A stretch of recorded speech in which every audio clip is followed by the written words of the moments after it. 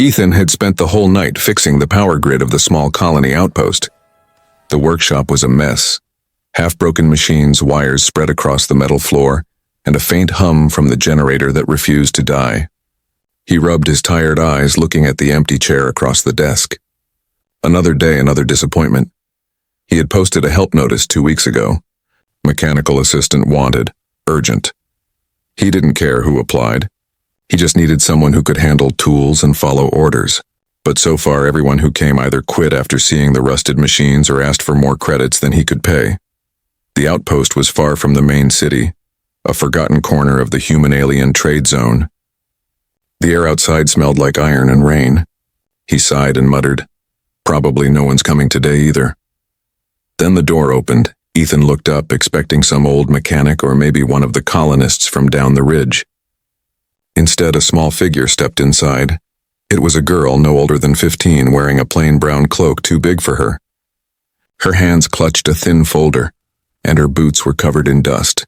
But what made Ethan freeze was her face.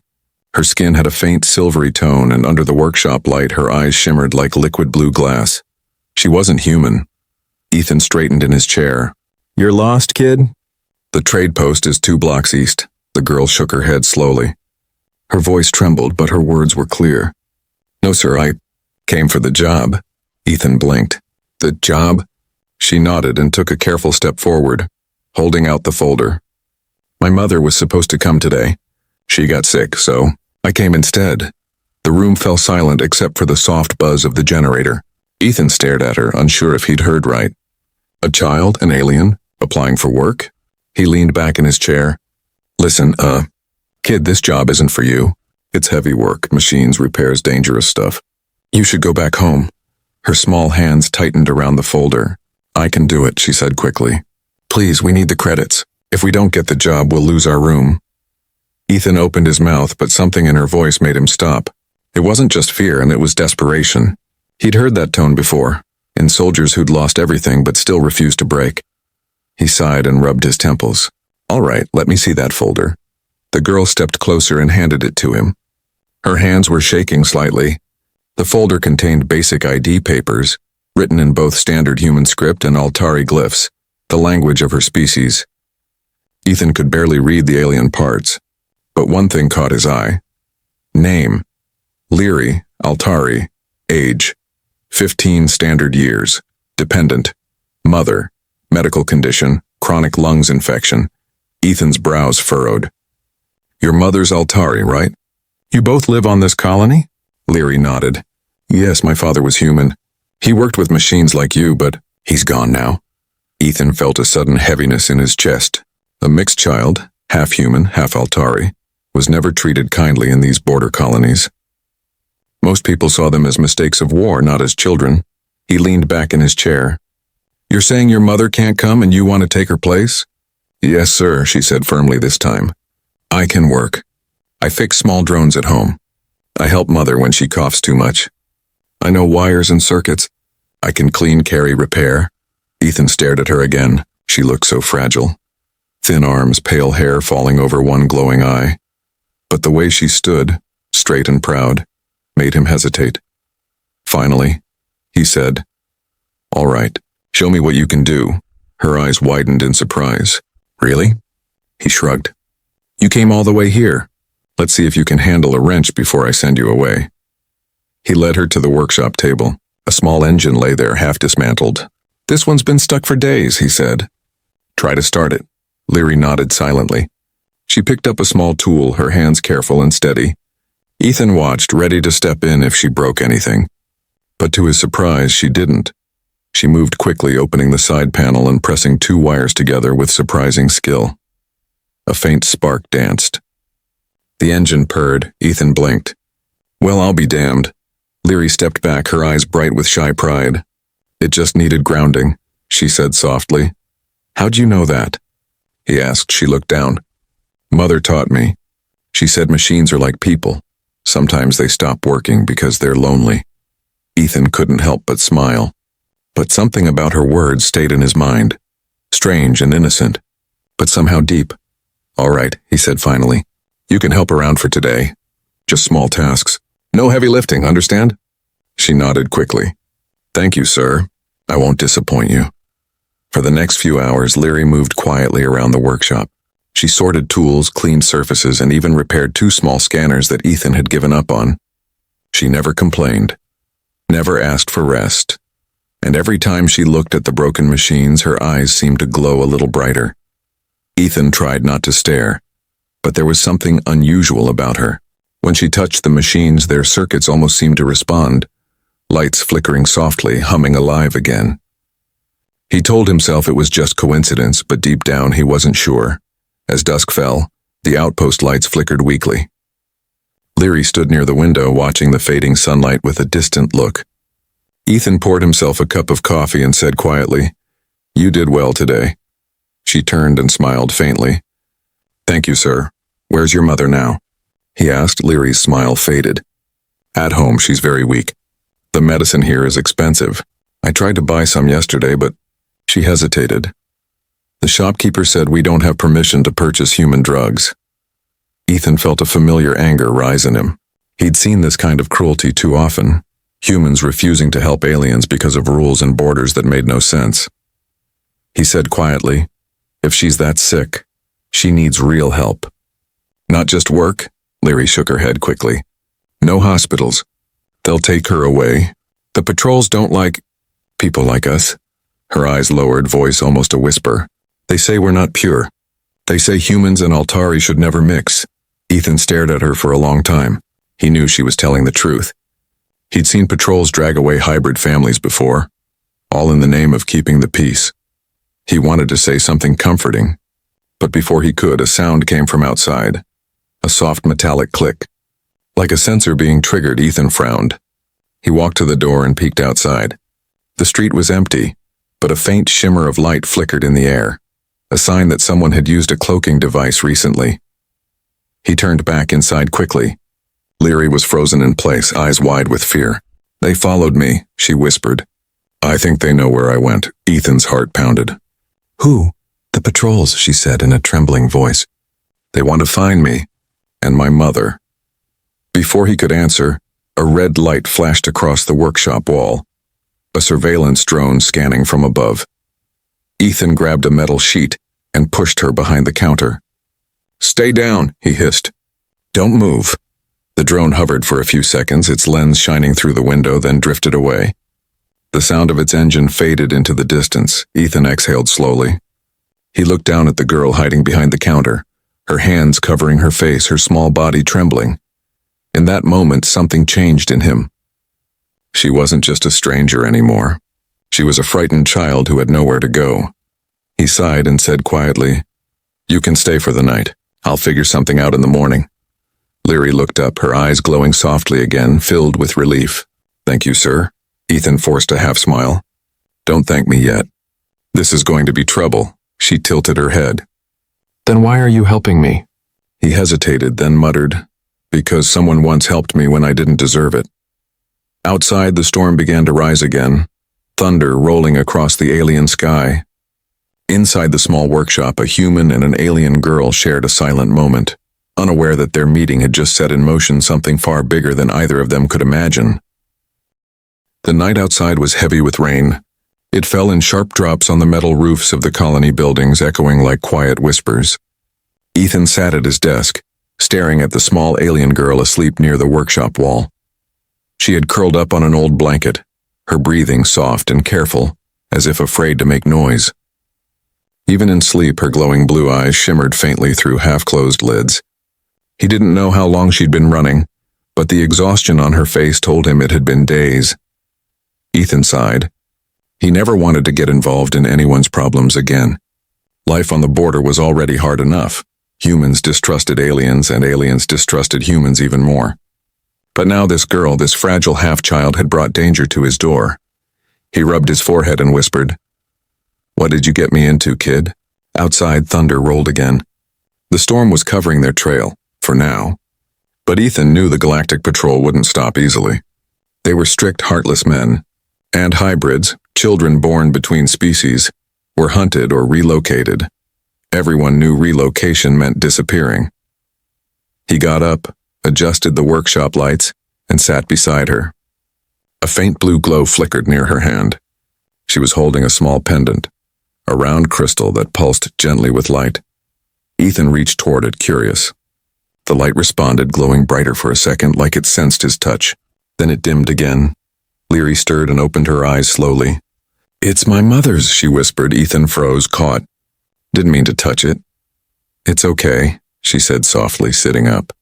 "It helps me find her when we're apart." "You mean that thing tracks her?" She shook her head. "Not like human trackers. It listens to her energy. Altari can share life signals with family. When I hold it, I can feel if she's still alive." Ethan looked at her carefully. "And right now?" She stared at the glowing crystal. "She's weak, very weak. The patrols took her medicine." Ethan frowned. "Why would they take her medicine?" Leary hugged her knees and looked away. "Because they said she's not supposed to have human drugs. But the alien ones don't work. Mother said it's because of me." He didn't understand. "Because of you?" She nodded slowly. "She said my blood is mixed. It changes her body. Makes her sick sometimes, but she never told me how." Ethan stayed silent. He didn't know what to say. The world had always punished kindness, and love between humans and aliens was the biggest crime of all. He stood and poured her some warm water. "Drink this," he said. "You'll need rest. We'll think in the morning." But Leary shook her head. "No time, they'll find us soon." Ethan sighed. "You think the patrols are that fast?" She looked straight into his eyes, her glowing pupils sharp and bright. "They can smell my kind." A chill went down his spine. Before he could answer, a soft beep echoed through the workshop, his motion alarm. Someone was outside again. Ethan quickly grabbed his old plasma tool, motioning for Leary to stay quiet. He moved to the door, his heart beating hard. The storm still raged, but through the rain he saw 3 shadows moving toward the gate. Patrols. He ducked back inside. "They're here." Leary's face turned pale. "We have to hide. There's no time. Follow me." He led her to the back of the workshop where an old smuggler hatch connected to a waste tunnel. He had used it years ago for trading machine parts off the record. "Go in," he said. Leary hesitated. "What about you?" "I'll slow them down." She shook her head, panic rising in her voice. "They'll kill you if they know you helped me." Ethan forced a smile. "Then I guess I'll make sure they don't find out." He pushed the hatch open. "Go." She hesitated again, then reached into her pocket and handed him the pendant. "If I don't come back, use this. It will lead you to my mother."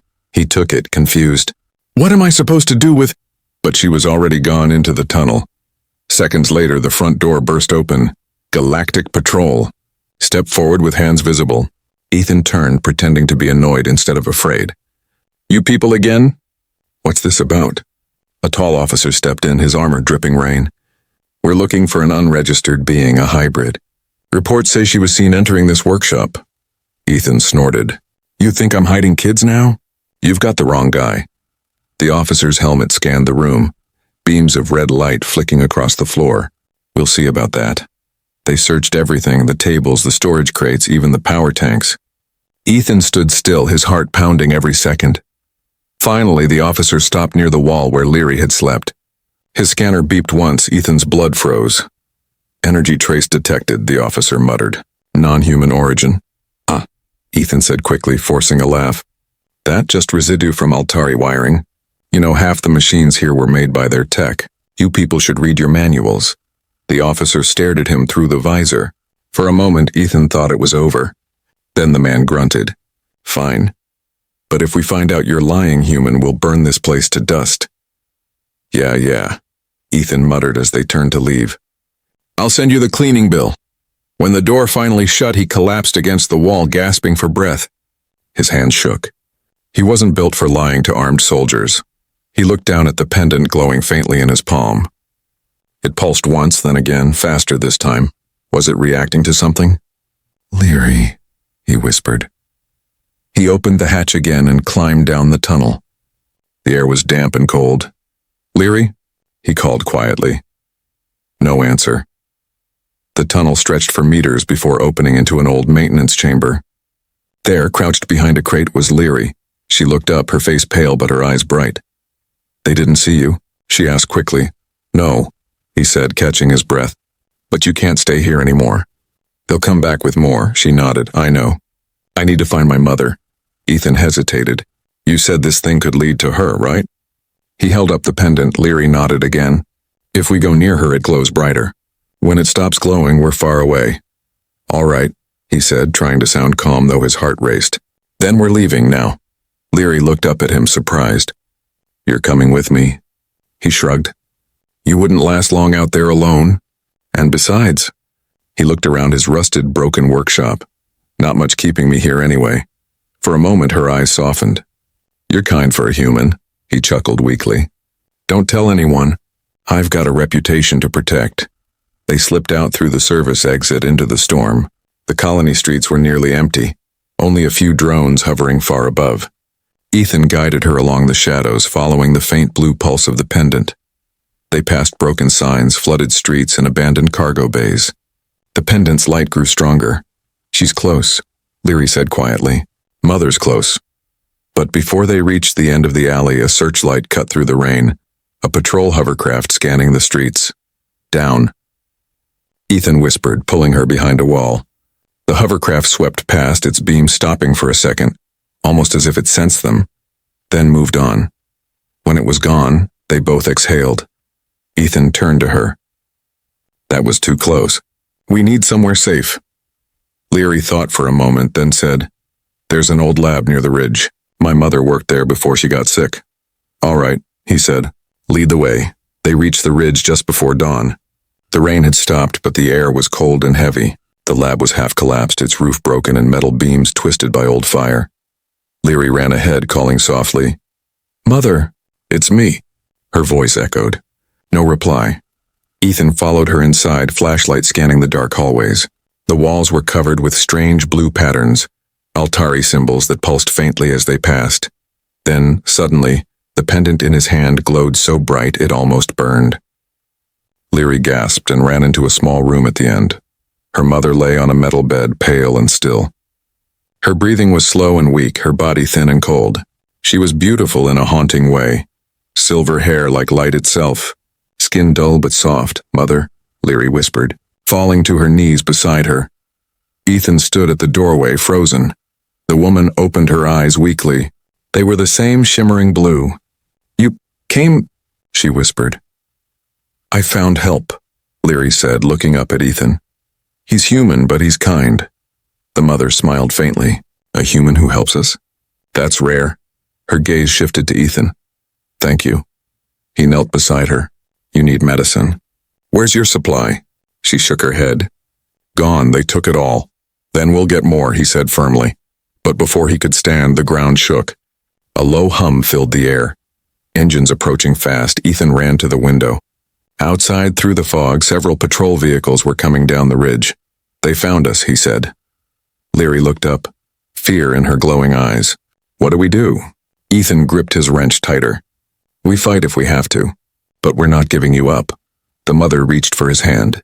You don't understand, human. They're not just after us. They're after what's inside her. Ethan froze. What do you mean? She's more than human or Altari, the mother whispered weakly. She's the link. The one who can save both. The engines outside grew louder. Lights flashed through the windows. Ethan turned to Leary, her eyes glowing brighter than ever now. Whatever she was, he realized, she wasn't just a child in trouble.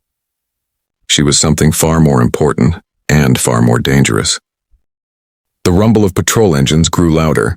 Ethan's heart pounded as blue searchlights swept across the ridge, shining through the shattered windows of the ruined lab. He could already hear the metallic footsteps of soldiers spreading out. They found us, he whispered. Leary's mother struggled to sit up, her breath shallow and fast. You have to go, she said weakly. Take her away from here. Leary shook her head, tears welling in her glowing eyes. No, I'm not leaving you again. Ethan moved quickly to the door, locking the old manual bolts. They're surrounding us. Running won't help anymore. The mother looked at him, her face pale but calm. You don't understand, human. They're here for her, not me. Ethan frowned. Why her? The woman took a weak breath. Because Leary isn't just a child. She carries something inside her, something both human and Altari. Leary looked down, confused and frightened. Mother, what do you mean? Her mother reached out and touched her face gently. You were born with the bond of both species. You can connect with machines and living things alike. You can bring harmony between our worlds, or destroy it if they use you wrong. Ethan stared at them both. So that's why the patrols want her? To use her? The mother nodded slowly. They call her the bridge. They think if they can control her, they can control both sides. Outside, voices shouted orders. Metal doors clanged. The patrols were closing in. Ethan looked at the weak woman on the bed, then at the trembling girl beside her. We can't fight them head on, he said. But maybe we can make them blind for a while. He ran to the power core in the corner of the lab. The machine was ancient, but he understood it quickly. An old hybrid reactor, half Altari, half human design. He twisted a few cables, pulled a control panel, and muttered, "If I overload this thing, the EMP should knock out their scanners." Leary stepped closer. "I can help," he hesitated. "It's too dangerous," her eyes glowed brighter. "I can connect to it.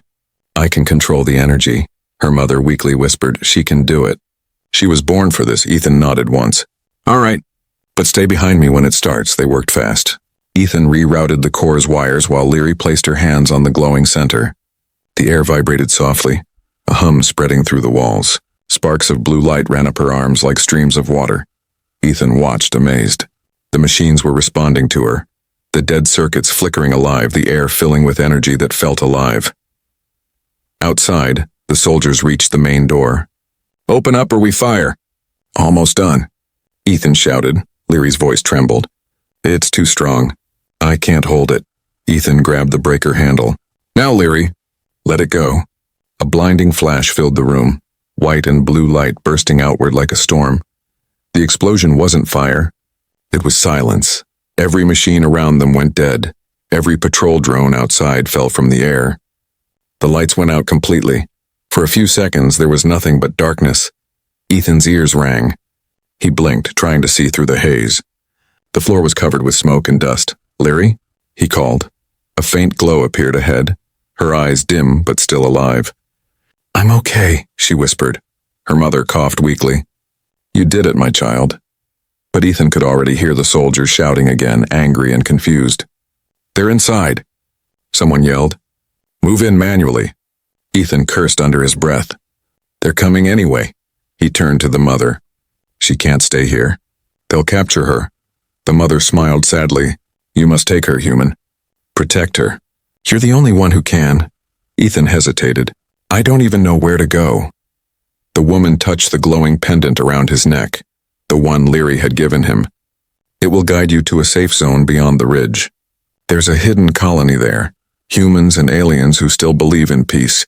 They'll help her." She coughed again, weaker now. "Promise me you'll take her there." Ethan's jaw tightened.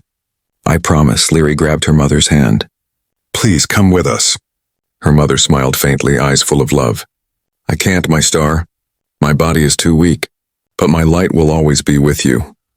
The door outside crashed open. Soldiers flooded the hallway. Ethan pulled Leary close.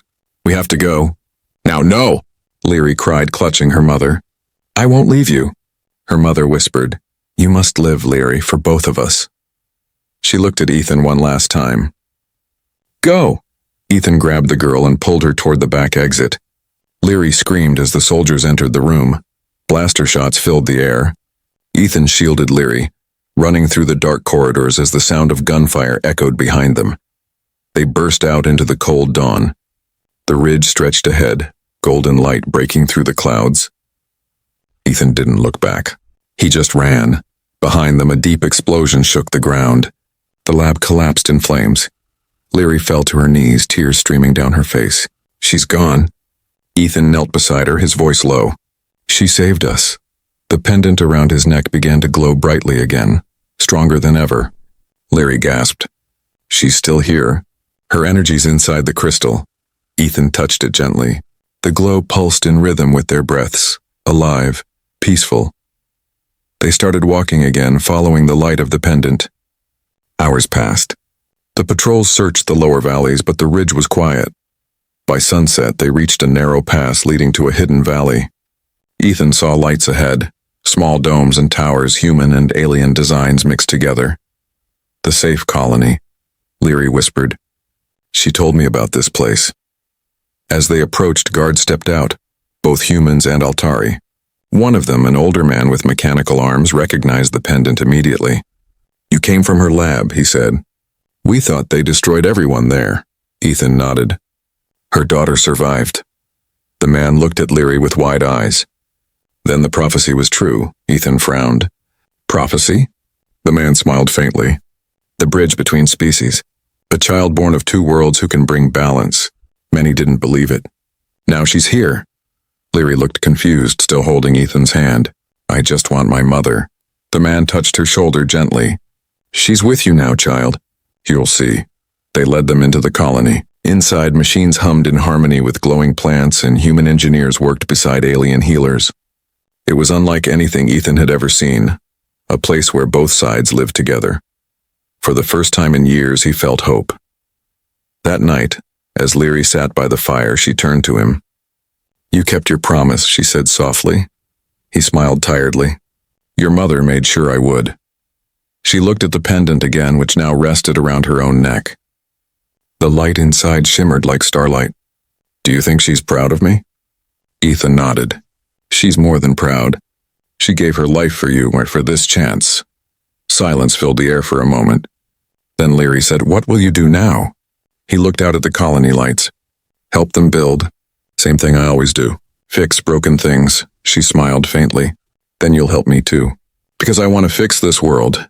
Ethan chuckled softly. "You're just a kid." She looked at him seriously. "So were you once." He stared at her for a long moment, and this small alien girl who had lost everything but still carried hope like a fire inside her. "All right," he said finally. "Then we fix it together." Above them, the alien sky turned a deep shade of silver.